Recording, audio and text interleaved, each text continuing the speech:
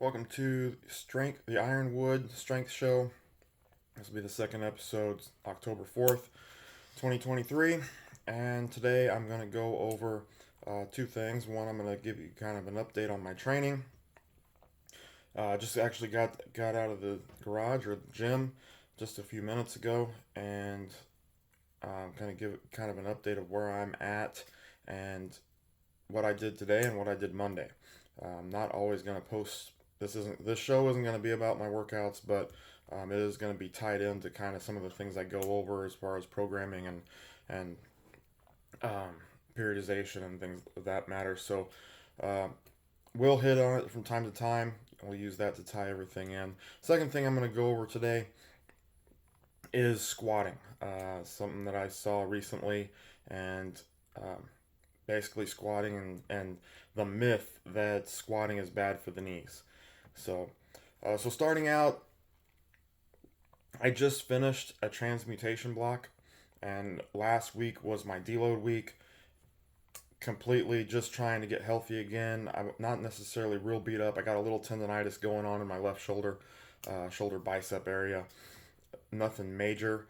Doesn't affect me on my bench. Doesn't affect me on my squat. A little bit if I turn my left arm under when I deadlift. Uh, Bothers me the most on pulling movements such as pull ups, lat pulls, seated rows, any sort of rows. But the big lifts I'm still okay on. So I'm trying to kind of get that wrapped up. Worked on it a little bit last week. Need to give it some more attention. This week, starting Monday, I started an intensification block and had a good session on Monday. I did a man array box squat and beat my estimate by about 30 or 40 pounds. I don't remember exactly off the top of my head, but I hit 345. All my numbers are down right now. They're on the move back up, but I hit 345, which I think is a good place for me to be right now. Um, and today I had a bench session. Not a great session, but it was okay. I'm pretty exhausted right now between work and not getting enough sleep and trying to pick my training back up at the same time. Um, and a lot of other stuff going on as well.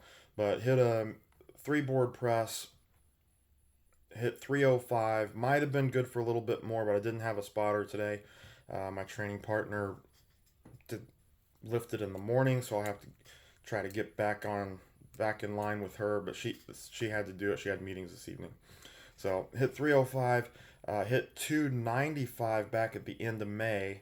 At that point, I did have a spot and I did have a lift off, which makes a big difference for me. Um, had an estimate going in of 300. Uh, was able to get 305. Like I said, I might have been good for a little bit more, but did not have that spotter and just wasn't in a place that I wanted to risk it. So that's where I'm at. This intensification block will be 3 weeks. I'll have one more transmutation block and then another intensification block to finish out the year. That is when I'm going to try to hit my big lifts on all my core lifts: bench, squat, um, deadlift. So right now I'm just trying to get my maximum strength up as much as possible. Max effort workouts on Monday, Wednesday, and that's what I've done so far this week. All right, so squatting and the myth that squatting is bad for your knees. I had a video come across my Facebook feed the other day, and it was a guy talking debatable. If you saw this guy on the street, you wouldn't even think he lifted weights. Okay, I don't know why this popped up on my feed, but it did, and he actually brought up some decent points, and then he went the wrong direction with it.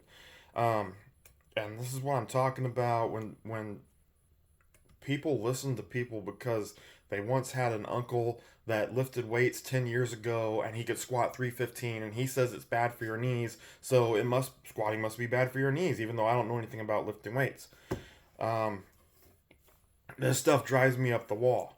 Okay, so when I'm looking at him, my first thought is, how much has this guy ever squatted, and what credibility does he have to talk about squatting? Now, he did some demonstrations. He does have some good knowledge, so I'm not going to tear him apart. I don't know who he was, but I'm going to hit on some of the things that he discussed. He started out by talking about how there was an article that came out many years ago, and I'm wanting to say this article was like the 60s or 70s, and I could be completely wrong about that. I'm aware of the article. I haven't seen it myself, but I am aware of the article. And it was a research. It was a research study that had been done, and what this scientist or whatever you want to call him found was that by allowing your knees to go forward during a squat, um, it increased the chance of injury or knee pain, and people jumped on that. Okay, it's one study. Let me repeat that: one study. For something to be considered a rule or a law or to be credible in the science community, it has to be studied over and over and over and over and over, and you have to get the same results over and over and over and over with studies designed different ways. Not all It can't all be set up the same way, because you can design one study to prove what you want to prove. Okay, and I'm not saying that's what happened here, but it's just one study, and it's the only one that I'm aware of. And I don't get into research anymore. But still, we're going back to that one study that was done 30, 40 years ago. Why are we looking at this? Maybe 50 years ago. Okay. Um, and people jumped on it. People are like, "Oh, squatting's bad for the knees. You can't squat. Squatting's bad for your knees." And I don't even know if this is the one that looked at knee placement. That might be the later one, but he everyone just believed it. It caught on like wildfire. Like, squatting must be bad for the knees because this guy said so. Well, many years later, and this one I remember. This is my early coaching days. It was like 2000. I want to say it was 2002. It might have been 2003, and I could be a little off on that, but I know I'm close. There was another study that came out, and it said squatting, but letting your knees go forward, particularly if they went past your toes, increase the stress to the knee by X%. And I'd have to say that that's pretty much a given, that if your knees travel forward, it increases the stress on the knees when you're squatting, because anytime you take the joint, this is physics. Okay, so if the joint if it's here, and that joint becomes smaller and smaller and smaller, that joint angle keeps becoming smaller and smaller and smaller, then that's increasing the stress on that joint. Okay, it's the same way with the elbow. It's just like whatever joint you want to look at. I guess it'd be the opposite on a shoulder, because you're gonna have your arm all the way out. But the ankle, the hips, the knees, the elbows, um, the spine. When that joint closes off, it increases the stress to that joint. Okay, and this guy online, that's what he said, and that's what the study said. Okay, but then that study, and this is the point the guy was trying to make, the study went on, and this is where the study went really, really bad. So back in the early 2000s, there was a powerlifting club, Westside Barbell. They are probably worldwide known for the powerlifters that have came through that gym. But they're really big on squatting with a wide stance, sitting your hips way back, and keeping the shins vertical. In fact, they had even talked about when you reach the box, your shins being past vertical. Okay? And their reasoning, though I'm not going to get into all their reasoning because that's beyond this conversation or this discussion. But one of the reasons is it takes the stress off the knee. Okay? And that's true. Why? Because when you squat like that and your shin's perpendicular, you're at a right angle when you're on the box. Your knee is at a right angle. It's not at this angle. Okay? It's not at that small angle. So there's less stress being delivered to the knee. Okay? The study, however, to do that or to they wanted to show that by keeping the toes from going past the knees, that yes, it decreased the stress to the knee, but it increased the stress to the hips and the low back. The problem was they were trying to use the same stance width as when they were letting the knees travel forward freely. And the second problem was they restricted the movement of the knee. The anterior movement of the knee was restricted. They put a board in front of the lifter and did not allow the knees to travel freely. The knees need to travel freely. They can't be held and locked in place. If you do that, you're asking for problems. Okay? That's one problem. The other problem, as I also mentioned, was that the knees, they took the same stance width. Okay? Yes, you can squat to the same stance width and keep your shins vertical, but your weight is going to go way down, and there's going to be a lot of other factors that come into play, and they didn't address any of those. So they just kept the same stance width, restricted the knee movement, which meant the hips had to go back more instead of down. Now the hips have to go back, which caused the lifter to round his low back. Okay, so his low lumbar spine was put into flexion, and it also increased the stress on the hips because now you don't have that joint angle back there. You're reaching back with your hips because you can't move your knees forward. All the stress is going to the hips and the low back. That's not a good position to be in. It's not a natural position to be in. It's a recipe for disaster. So that study was, they're trying to debunk what was coming out of Westside, at least in my opinion. I mean, I saw this the first time. This is the things, it was just glaringly bad. Okay, so they're trying to debunk the things that came out of Westside Barbell, the squat technique that was coming out of there, but they didn't do it right.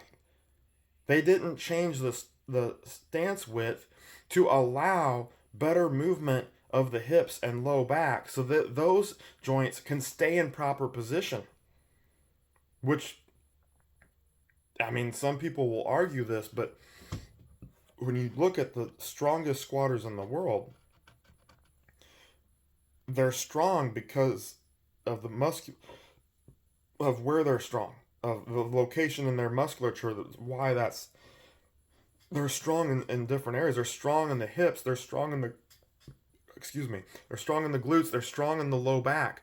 Okay, squatting with a wide stance, pushing your hips way back, targets those muscles much harder. The hamstrings. Squatting with a narrower stance, sitting down more, is going to be a lot more quads. Yes, you can get some hamstrings in there too, but you're not going to get, the strength is just built in different areas. Okay, and I think I kind of got a little bit off, but the bottom line is you can't, if you're going to study something, study it right.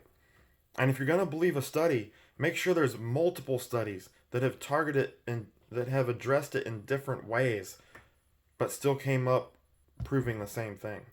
Okay, don't look at one study and say, "Oh, squatting's bad for the knees," so I'm just going to believe it.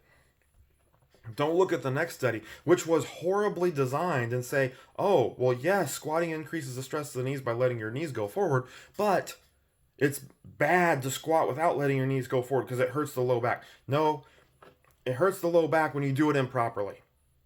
Okay? And that's the point that I really want to make. You know, I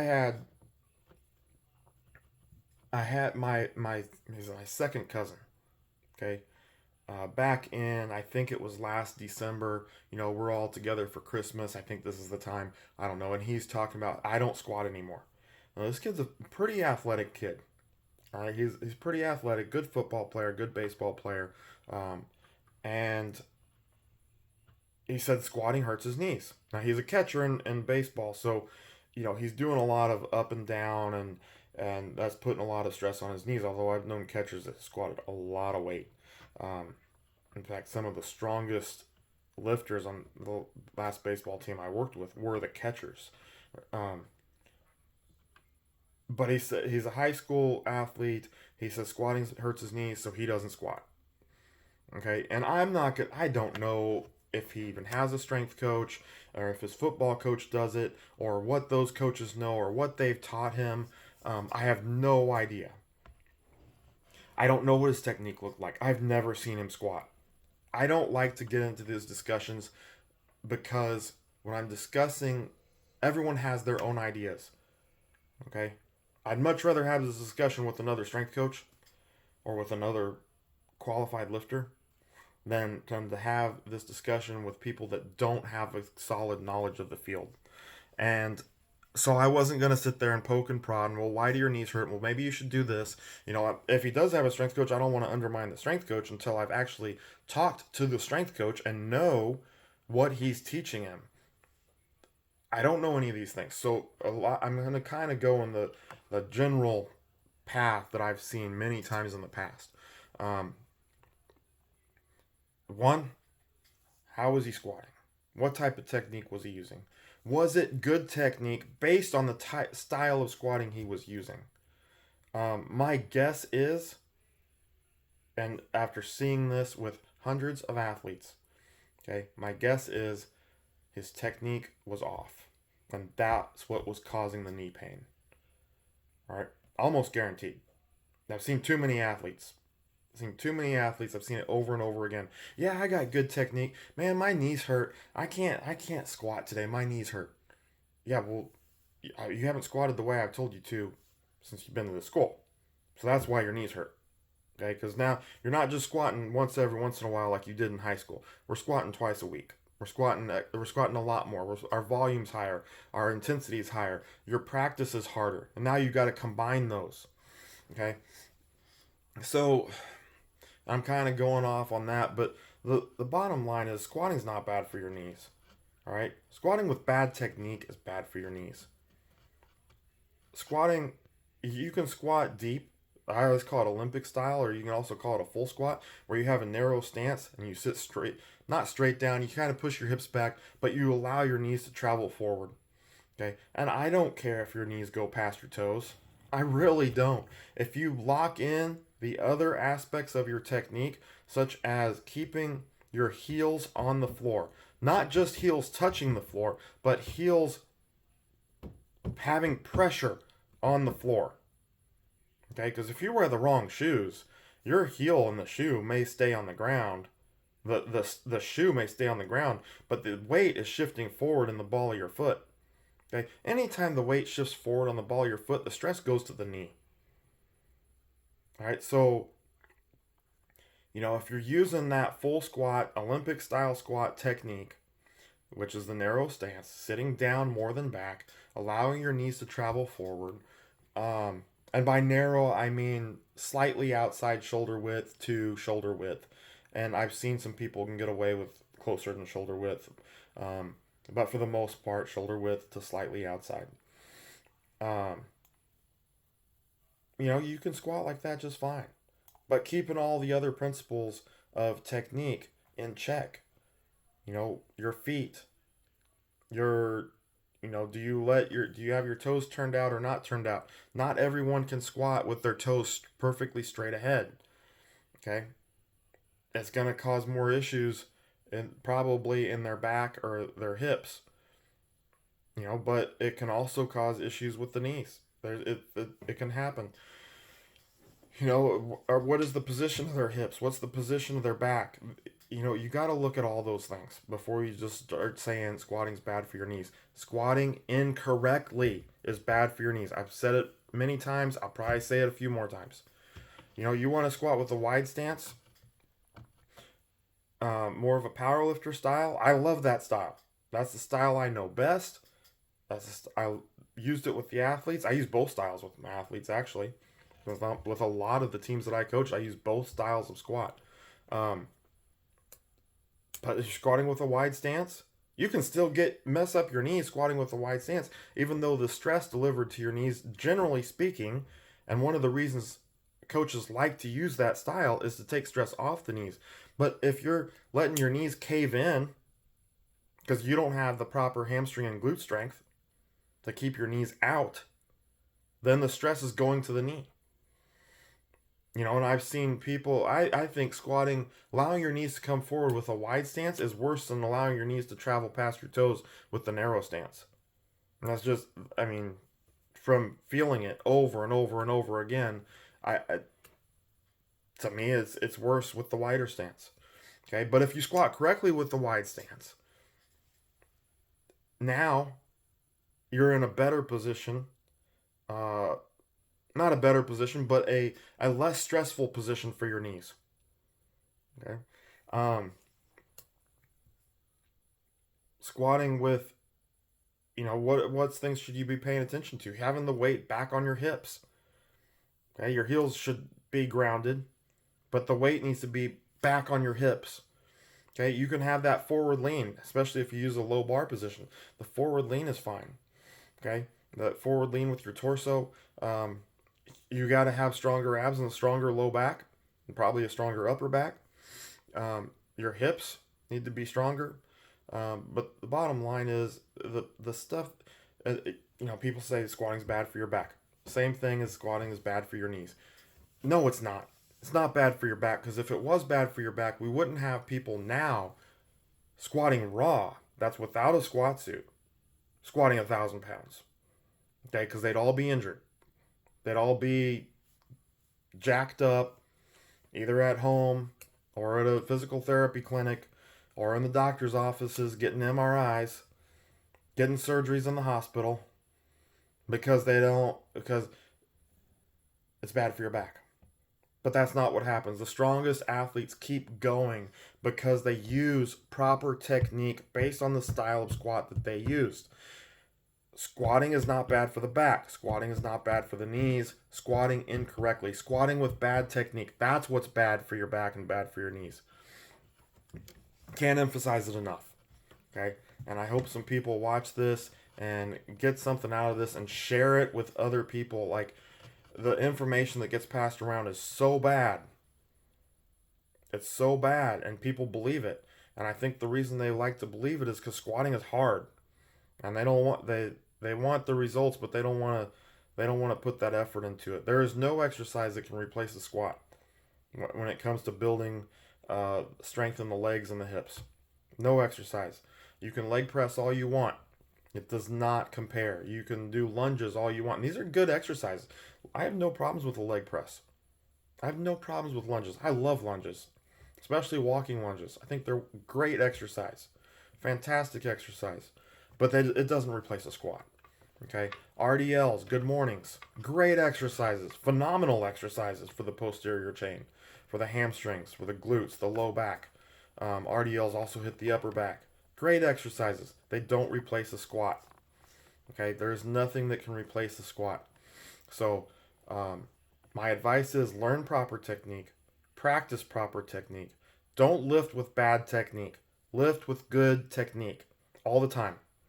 And if you can't keep your technique in check when you start going up to heavier weights, you shouldn't be lifting those heavier weights. Period. I always remember what Chad Ikes used to say, and I don't know his best squat. I'm wanting to say it was over 1,100 pounds. I'm pretty sure, and this is back between probably 2007 and 2009, probably somewhere in there, maybe 2010, somewhere in there. Okay, where the 1,100 squats were really barely just getting seen. He may have went over 12. I'm not sure, but he was phenomenally strong. But he would talk about his technique and how at any point, so obviously he wasn't going to do this with 1,000 pounds on his back, but with a lighter weight. At any point in his technique, he should be able to freeze and stop, just completely stop, and be in perfect position and hold that position. Um, and a lot of people can't really do that without maybe shifting over and changing positions, and he should be able to do it on the way down, on the way up, wherever it was. So, um, but man, technique, I can't emphasize it enough. You have to have good, solid technique. If you don't, you're asking for problems. And there's too many people out there saying, basing things off what their uncle said because he knew someone that lifted weights 10 years ago. And that's what they told him. And get around, know credible people, ask the right questions, get credible people to teach you. Um, so that's it for today. I'm sure I will hit more things on the squat later on. It's there's a lot of information there, a lot of things to go over. But that's it for squatting and knees, squatting and injuries. Make sure you have good technique when you go out to lift, and if you don't, get someone that's credible that can teach you proper technique and coach you over and over again and practice over and over again. Get it right. Don't blame the squat, blame your technique. See you next time on the Ironwood Strength Show.